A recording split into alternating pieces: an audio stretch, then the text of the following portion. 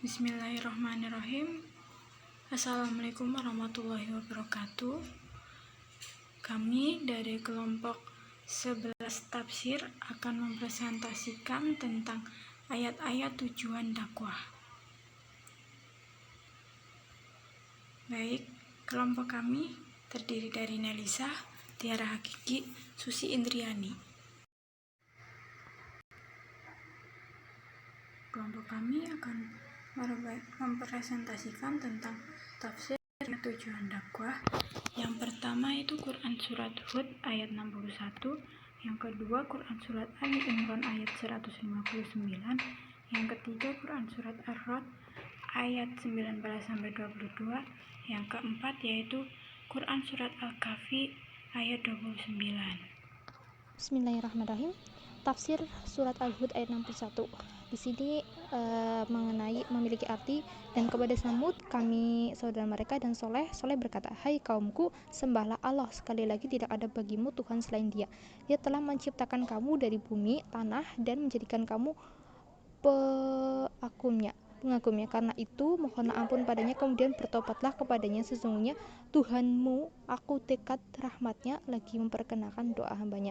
Nah, pada tafsir surat Al-Hud ini mengenai tujuan dakwah, yaitu tentang pendidikan tauhid, di mana ada suatu kisah dalam yang dijelaskan pada surat Hud ayat 61 ini, yaitu terdapat suku Samud yang dimana dulu dia itu mereka memiliki nenek moyang yang menyembah berhala ataupun kafir. Nah, namun mereka tidak menyembah berhala dikarenakan mereka saat itu sudah mempercayai Tuhan Yang Maha Esa. Namun di saat mereka jaya-jayanya, di saat mereka berprestasi, mereka melupakan Allah dan mereka mempersekutukan Allah dengan mereka menyembah berhala lagi. Nah, pada penjelasan di sini, kita sebagai khalifah di bumi, kita sebagai dai-daiyah, baik dai secara publik maupun dai kita sebagai seorang manusia, maka tujuan dakwah di sini yaitu kita harus bisa memiliki pendidikan tauhid, di mana kita harus tidak boleh mempersekutukan Allah, karena kita sebagai khalifah di bumi, sebagai dai tidak boleh memiliki sifat mempersekutukan Allah. Kita harus konsisten, kita harus istiqomah dalam memilih suatu hal tersebut. Dapat kita simpulkan bahwa tafsir yang mengatakan yang di dalam surat Al-Hud ayat 61 yaitu mengenai kita tidak boleh mempersekutukan Allah, karena kita sebagai khalifah yang diamanah dari Allah untuk bisa memakmurkan bumi ini. Terima kasih. Materi selanjutnya yaitu Tafsir Quran Surat Ali Imran ayat 159.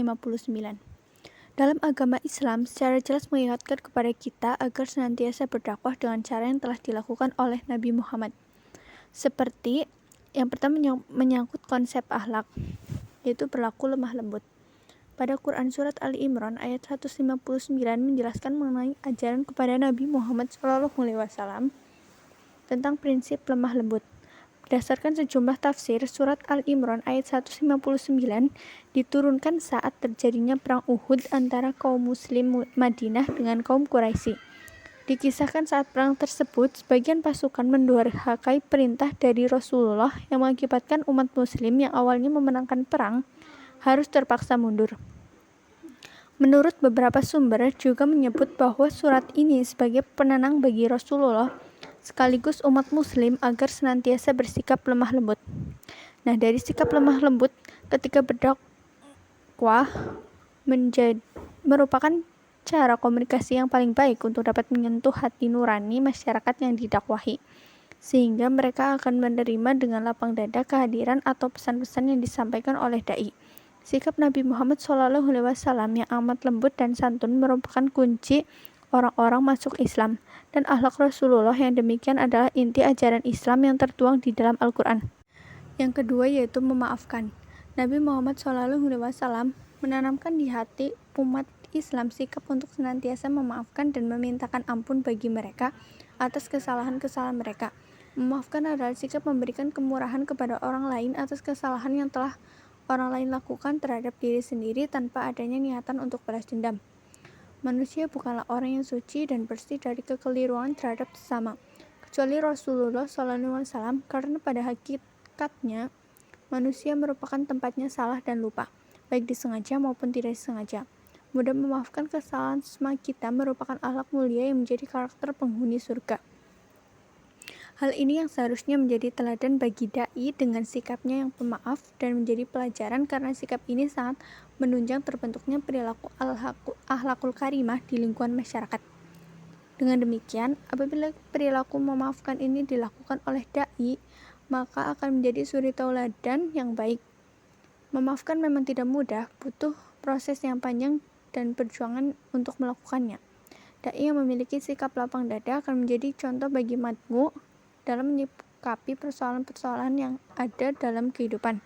Yang ketiga yaitu musyawarah. Musyawarah memiliki peran penting ketika berdakwah. Musyawarah adalah kegiatan membahas bersama, saling bertukar pemikiran dan argumen.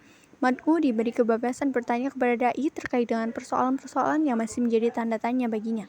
Dengan musyawarah bisa menjadi sarana bagi dai untuk berdakwah serta mengajak kepada mad'u untuk mempelajari dan mengamalkan ajaran agama Islam dalam kehidupan yang sesuai dengan norma-norma Islam dan mewujudkan kebahagiaan serta kesejahteraan lahir batin dunia akhirat. Yang ketiga yaitu Quran Surat Ar-Ra'd ayat 19-22. Ayat 19 yang artinya, maka apakah orang yang mengetahui bahwa apa yang diturunkan Tuhan kepadamu adalah kebenaran, sama dengan orang yang buta? Hanya orang yang berakal saja yang dapat mengambil pelajaran. Ya, baik, kita lanjut pada tafsir surat Ar-Ra'd ayat 20 dengan ayat 21. Di sini memperjelaskan bahwa ayat 20-nya yaitu orang yang memenuhi janji Allah dan tidak melanggar perjanjian. Selanjutnya kepada surat ayat 21-nya yaitu yang memiliki arti dan orang-orang yang menghubungkan apa-apa yang Allah perintahkan supaya dihubungkan dan mereka takut kepada Tuhannya dan takut kepada hisab yang buruk. Penafsiran dari Quran Surat Ar-Ra'd ayat 19-22. Yang pertama itu ayat 19. Fizalil Al-Quran, ulul albab itu tidak hanya berpikir tentang alam fisik, botani, sejarah.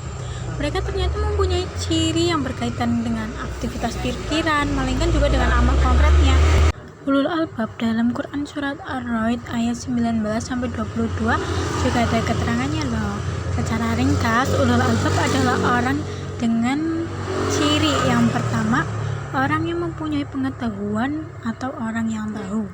Sesungguhnya orang yang mengambil pelajaran dan menjadikan sebagai nasihat serta memahaminya hanyalah orang-orang yang berakal sehat, berpikiran lurus.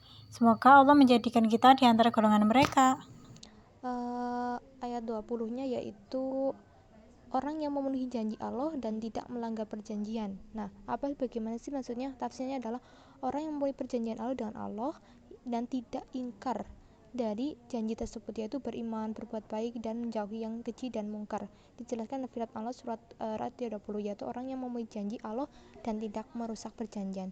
Nah, di sini apa yang kita paparkan, kita bisa menjadi seorang khalifah di bumi, menjadi seorang dai-daiyah, bisa memiliki tujuan dakwah yang baik, yaitu selalu amanah dan tidak ingkar janji kepada Allah, terutama kepada Allah ya, untuk kebaudun maupun kepada orang lain. Nah, di sini kita bisa diambil simpulkan bahwa dalam tafsir surat Ar-Ra'd ayat 20, kita tuh tidak boleh ingkar kepada Allah. Kita menjadi seorang khalifah nggak boleh ingkar kepada Allah.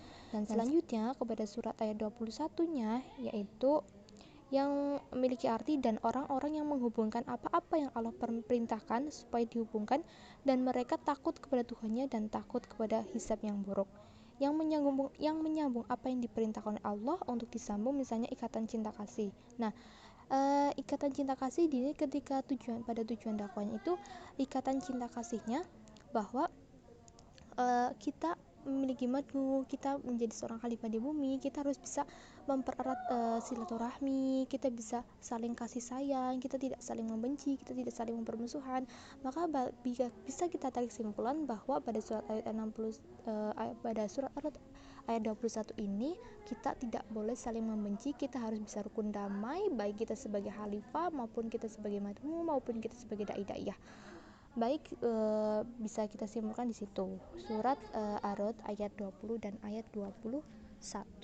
Oke, yang selanjutnya yaitu surat Al-Kahfi ayat 29. Mohon maaf terdapat typo, yang artinya, dan katakanlah Muhammad, kebenaran itu datang dari Tuhanmu, Barang siapa yang menghendaki beriman, hendaklah dia beriman, dan barang siapa yang menghendaki kafir, biarlah dia kafir.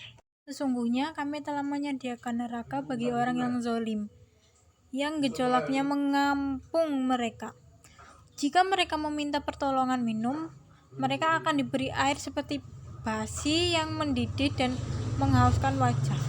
Yang paling buruk dan tempat istirahat yang paling jelek. Dan penafsiran dari surat Al-Kahfi ayat 29 yaitu dijelaskan, janganlah kamu menuruti orang yang hatinya kami jadikan lalai dari ingatan Allah. Kesimpulannya, seorang dai dalam beberapa ayat sebelumnya ia harus mengamalkan dalam berdakwah dan disimpulkan yaitu berwawasan luas, tepat janji, dan takwa kepada Allah, menjadikan pendidikan yang lebih baik, memiliki hati lemah lembut, memaafkan, dan suka bermusyawarah. Ingat selalu pada Allah. Sekian presentasi dari kelompok kami. Mohon maaf apabila terdapat kesalahan pada kata-kata dan penulisan. Terima kasih. Wassalamualaikum warahmatullahi wabarakatuh.